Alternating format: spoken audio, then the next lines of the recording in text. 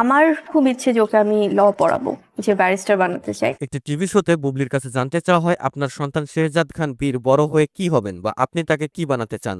জবাবে বুবলি বলেন, আমি চাই শেহজাদ খান যেন বড় হয়ে একজন ব্যারিস্টার হন এবং সমাজের দুর্বল মানুষের পাশে দাঁড়ান। বুবলি জানান তার ইচ্ছার সঙ্গে শেহজাদের বাবা সাকিব খানও সম্পূর্ণ একমত। ওর বাবাও আবার এটাতে খুব সাপোর্ট দেয়। আমরা দুজনেই চাই যে ও যেন পড়ালেখা করে একজন ভালো মানুষ হয়।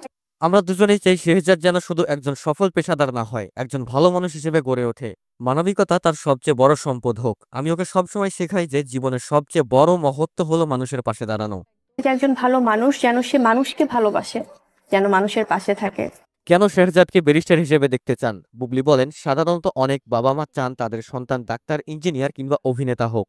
আমি আমার ছেলের জন্য বেছে নিয়েছি ব্যারিস্টার পেশা। এর পেছনের কারণ হিসেবে তিনি বলেন, ছোটবেলা থেকে আমি দেখেছি দেশের অনেক অসহায় মানুষ ন্যায় বিচার থেকে বঞ্চিত হয়। তাদের পক্ষে কথা বলার মতো কেউ থাকে না। যেন মানুষকে কেয়ার করে।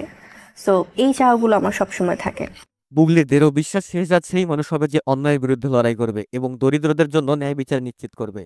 তার কাছে ব্যারিস্টার হওয়া শুধু একটি পেশা নয়, এটি একটি বড় দায়িত্ব।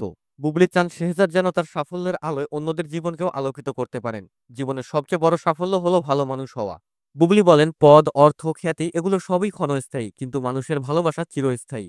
আমি বিশ্বাস করি জীবনের সবচেয়ে বড় সাফল্য হলো একজন ভালো মানুষ হওয়া। এই বিশ্বাস থেকেই বুবলি চান শেহজাদ যেন ভালো কাজ করে, সত্যের পক্ষে থাকে এবং মানুষের পাশে দাঁড়ায়। তার কাছে মানবিকতা আর মানুষের ভালোবাসা অর্জন করাই জীবনের চূড়ান্ত লক্ষ্য।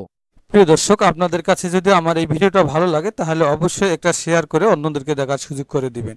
আর হ্যাঁ, এরকম নতুন নতুন ভিডিও পেতে আমাদের চ্যানেলটা সাবস্ক্রাইব করে আমাদের পাশেই থাকুন। ধন্যবাদ। দেখা হবে আগামী কোনো ভিডিওতে। সেই পর্যন্ত সবাই ভালো থাকবেন, সুস্থ থাকবেন। আল্লাহ হাফেজ।